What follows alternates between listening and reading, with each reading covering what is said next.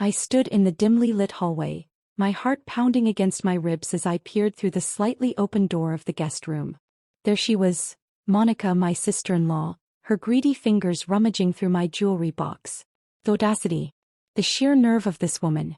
She hesitated for a second, glancing at the door as if sensing my presence. I held my breath, pressing myself against the wall. She turned back, her hands carefully selecting my most expensive pieces. My diamond earrings, my grandmother's gold bracelet, my husband's anniversary gift. She slipped them into a small velvet pouch, her movements quick and precise, like she'd done this before. My fists clenched at my sides. Oh, I was ready for this. I had set the perfect trap and Monica had walked right into it. I reached for my phone, my finger hovering over the record button. But no, this needed to be bigger, louder. She had humiliated me for months, treating me like the maid in my own home. I wanted her downfall to be spectacular. So I took a deep breath and stepped inside. Going somewhere, Monica? Her body jerked as she spun around, the jewelry pouch slipping from her grasp and hitting the floor with a soft thud.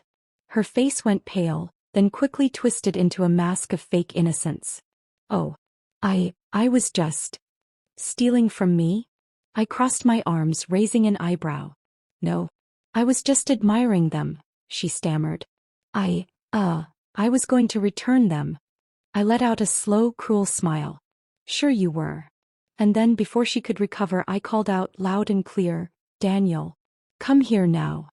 My husband's footsteps echoed down the hall, and within seconds he was at the door, his confused expression turning to shock as he saw Monica standing there, my stolen jewelry at her feet. What the hell is going on? I folded my arms, tilting my head. I think Monica should explain that herself. Her mouth opened then closed, her mind scrambling for a way out. But there was none. He was finally caught. And I was going to make sure this was the last time she ever stepped foot in my home. The night Monica arrived, I had a bad feeling. Daniel and I had just finished dinner when the doorbell rang. I opened the door to see Monica standing there, drenched from the light rain, a suitcase by her side and a pitiful look on her face. Daniel, she cried dramatically, pushing past me as if I were invisible. I didn't know where else to go. I turned to my husband, who was already rushing forward to embrace his sister. What happened? He asked, concern filling his voice. Monica let out a long, exaggerated sigh, sinking into the couch like she was auditioning for a soap opera. My landlord is a monster. He kicked me out with no warning. Just tossed me onto the street. I folded my arms. Did he give a reason? She hesitated, then waved a hand dismissively. Oh, you know how landlords are. Always after money. I just needed a little more time to pay rent and he wouldn't give it to me. That didn't sound right. Monica had always been reckless with money. She had a taste for luxury but no real income. I'd lost count of how many jobs she'd started and quit within weeks, always blaming the employer for being toxic. Daniel, of course, didn't hesitate. Of course you can stay here, he said, already grabbing her suitcase. Stay as long as you need. I shot him a look but he ignored it. I wanted to protest, to remind him that Monica had a history of overstaying her welcome wherever she went. But saying no would make me look heartless, so I swallowed my frustration and forced a smile. Make yourself at home, I said, knowing she would take that far too literally. And she did. Within days, Monica had transformed from a helpless guest to a queen ruling over her new domain, our home. She started with the small things. She changed the thermostat without asking. She rearranged the kitchen cabinets, claiming my system didn't make sense. She took over the best spot on the couch, stretching out like a cat while I sat on the edge. Then she got bolder. You know, this house is so plain, she said one afternoon, flipping through a home decor magazine. It could use some personality. Maybe a splash of color. I looked up from my laptop, biting back a sharp reply. I like it the way it is. He shrugged. Suit yourself. But if this were my house, I'd do a full makeover. I gritted my teeth. It wasn't her house. But the worst part wasn't the subtle criticisms or her complete disregard for personal space. It was the way she treated me. I woke up one morning to find Monica at the kitchen table, sipping coffee and scrolling through her phone. Morning, I said, reaching for a mug. She barely glanced up. Oh, by the way, we're out of almond milk. You might want to pick some up. I froze, the mug halfway to my lips. We. She finally looked at me as if I was slow to understand. Well, yeah. I don't drink regular milk. I set my mug down. Maybe you should buy some yourself. Monica let out a soft laugh, shaking her head. Oh, come on. We're family. It's just almond milk. It wasn't just almond milk. It was the way she expected me to cater to her. The way she treated me like I was the one imposing on her space instead of the other way around. The next morning it got worse. I walked into the living room to find Monica lounging in one of my silk robes. My silk robe. I clenched my fist. Is that mine? She stretched, yawning. Oh yeah. I borrowed it. Hope you don't mind. I did mind. But before I could say anything, Daniel walked in, oblivious as ever. You look comfortable, he said, smiling at Monica. She beamed. I am. Your house is so cozy. I stared at him, waiting for him to say something, to acknowledge that it wasn't her house. But he just kissed me on the cheek and left for work. Monica gave me a smug smile. You should really relax more. Stress isn't good for your skin. That was the moment I decided she had to go. The final straw came one evening while I was folding laundry. Monica walked into the laundry room, a bundle of designer clothes in her arms. Oh, perfect, she said, dropping them into my laundry basket. Since you're already doing a load, could you throw these in too? I stared at her. Excuse me. She smiled. I do it myself, but I never really learned how to wash delicate fabrics properly. And you're so good at it. I felt something snap inside me. Monica, I said slowly, my voice dangerously calm, I am not your maid. She had the audacity to look offended. I never said you were. But since you're already doing laundry, what's a few more pieces? I picked up her clothes and shoved them back into her arms.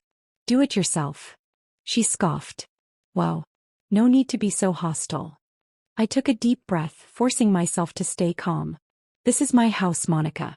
I let you stay here out of kindness, but that doesn't mean you get to treat me like a servant. She rolled her eyes.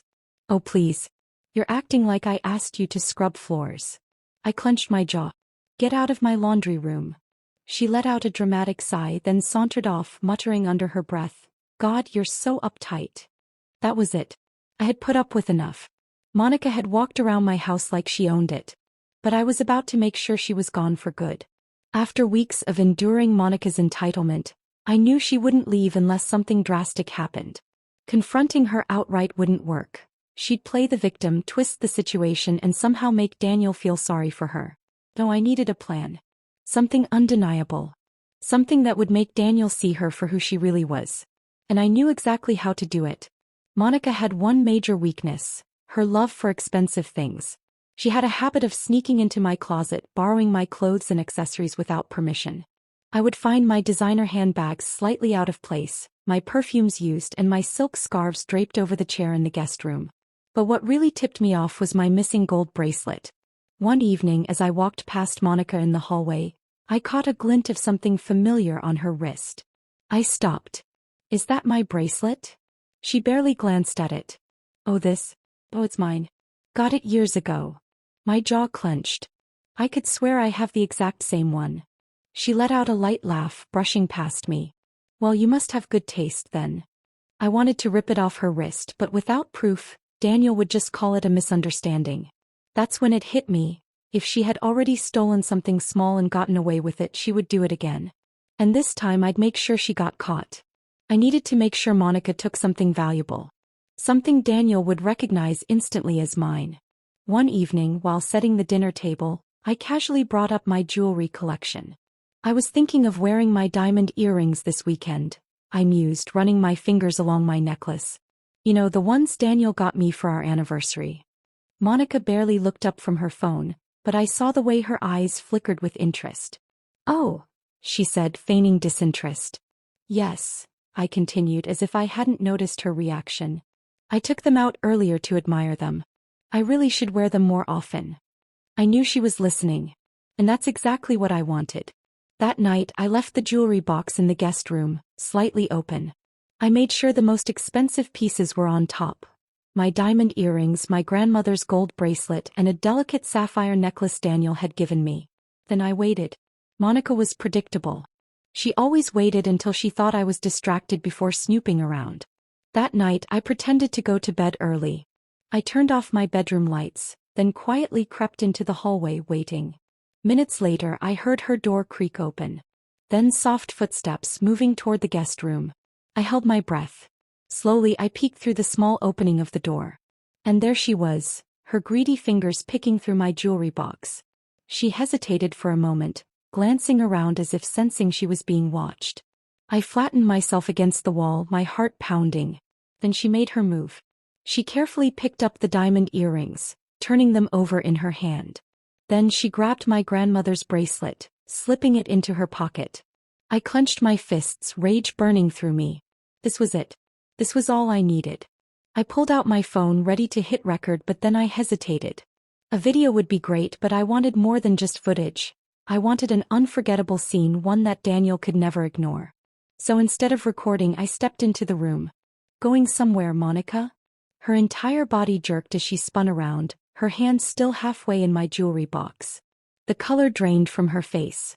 Oh. I was just... stealing from me? I crossed my arms, raising an eyebrow. No. I was just admiring them, she stammered, stepping back slightly. I was going to return them. I let out a slow, deliberate smile. Sure you were. Before she could recover, I called out loud and clear. Daniel. Come here now. She flinched. Wait, no. There's no need to. Too late. Heavy footsteps pounded down the hall.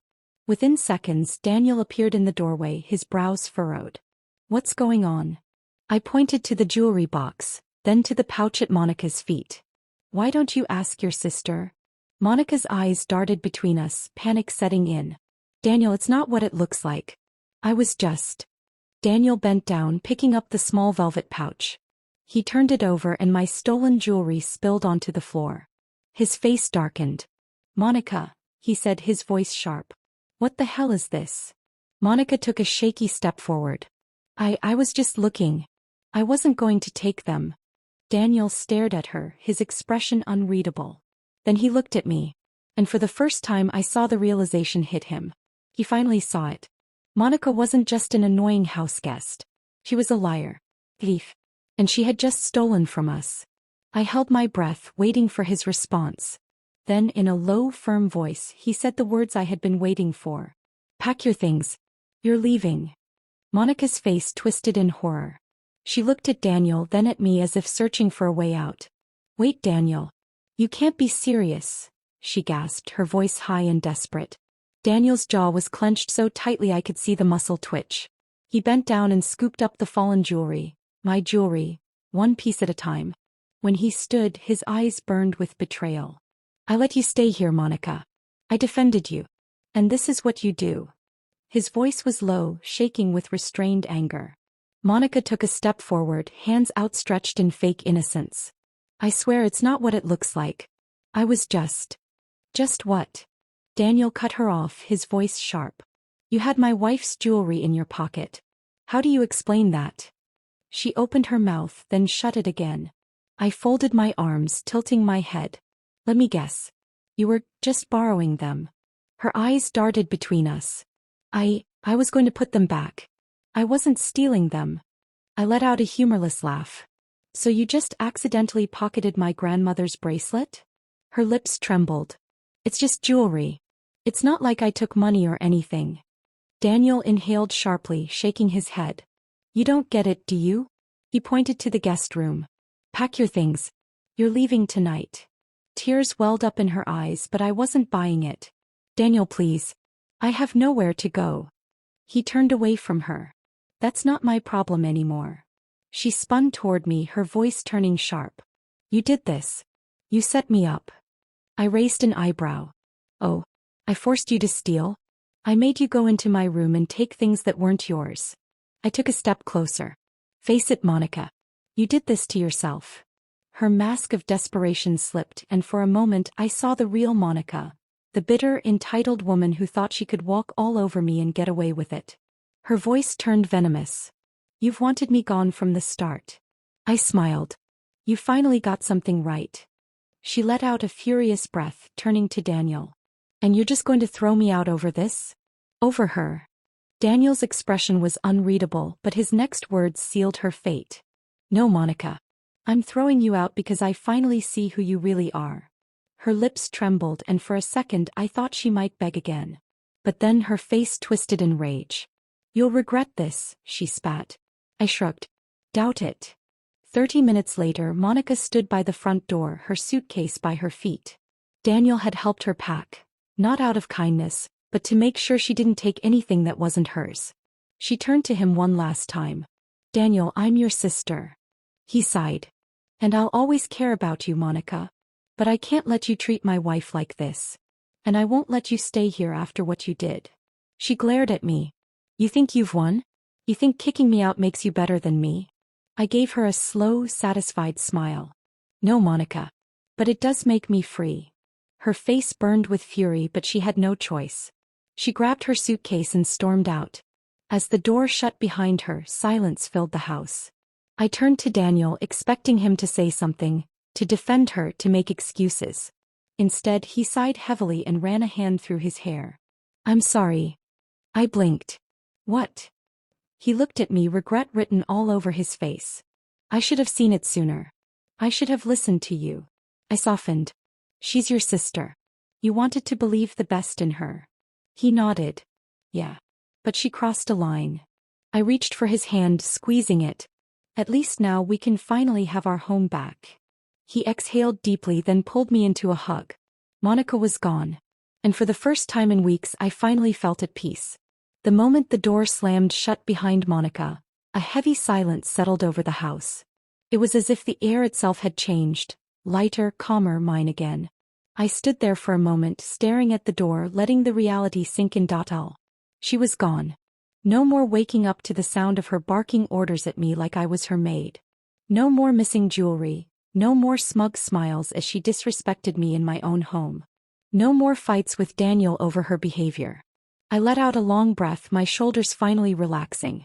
Daniel stood beside me, rubbing his face with both hands.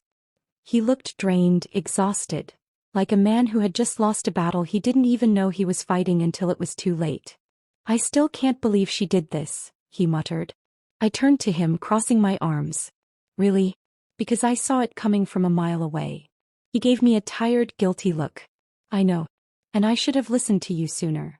I could have rubbed it in. I could have said I told you so. But instead I just sighed. At least it's over now. Daniel nodded slowly. Then after a long pause he pulled me into a tight hug. I'm sorry, he whispered against my hair. For not believing you. For letting her treat you like that for so long. I closed my eyes, feeling the warmth of his arms around me. I just wanted you to see the truth, I murmured. I do now, he said, pulling back to look me in the eyes. I swear I won't let anyone come between us like that again. His words settled something deep inside me. For the first time in weeks I felt heard. The next morning I woke up to sunlight streaming through the curtains, and for the first time in a long time I didn't feel tense. No Monica stomping around. No passive-aggressive remarks over breakfast. Just peace. I stretched lazily before heading downstairs, humming to myself as I brewed a fresh pot of coffee. The house felt different. Warmer, quieter, more like mine. As I sipped my coffee, Daniel walked in, rubbing the back of his neck. Morning, he said, giving me a small smile. Morning. He hesitated for a second, then sat down at the kitchen table.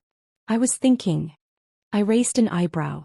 I know Monica's gone, but I don't want her to become something that lingers between us, he admitted. She caused enough damage already. I studied him, then nodded. Agreed. We sat in comfortable silence for a moment. Then Daniel suddenly smirked. So, since it's just us now, what's the first thing you want to do with our Monica-free home? I grinned. Redecorate the guest room. He let out a laugh. Not wasting any time, huh? Nope. I took another sip of coffee. I think it's time to cleanse this house of her energy. Daniel chuckled, shaking his head. You know what? I think you're right. That weekend we packed up everything Monica had left behind and donated it. I changed the locks not because I thought she'd come back but because I wanted a clean slate. Then I went shopping for new curtains, bedding and a fresh coat of paint for the guest room. What was once Monica's space was now a cozy reading nook. A place of warmth and comfort instead of tension and resentment. It was symbolic in a way. She had tried to take over my home. But in the end I reclaimed it. One evening as I curled up on the couch with a glass of wine, Daniel joined me, wrapping an arm around my shoulders. "You look happy," he observed. I smiled, resting my head against him. "I am happy." He pressed a kiss to my forehead. "Good. You deserve it." And for the first time in a long time I truly believed him. Monica was gone. My home was mine again. And finally I had peace at last. As the days passed, the weight of Monica's presence faded like a bad memory. There was no more tension, no more resentment lingering in the air. My home was mine again, filled with warmth, love, and most importantly, peace. Daniel and I grew stronger after everything that happened. He made an effort to listen to me more, to trust my instincts instead of brushing them aside. And I, in turn, let go of the anger I had carried for so long. Monica had tried to break me, to make me feel like a guest in my own home. But in the end she was the one who was sent packing. One evening as I stood by the window watching the sunset paint the sky in shades of gold and crimson, I smiled to myself. I had won. Not by fighting, not by screaming, but by being smart. By standing my ground and refusing to let someone walk all over me. Daniel walked up behind me, wrapping his arms around my waist. "Penny, for your thoughts?" I turned to him with a soft smile. "Just thinking about how far we've come." He nodded, pressing a kiss to my temple. "No more Monica. No more drama. Just us." I leaned into him, my heart full. "Just us," I echoed. And this time I knew, nothing and no one would ever take that peace away from me again.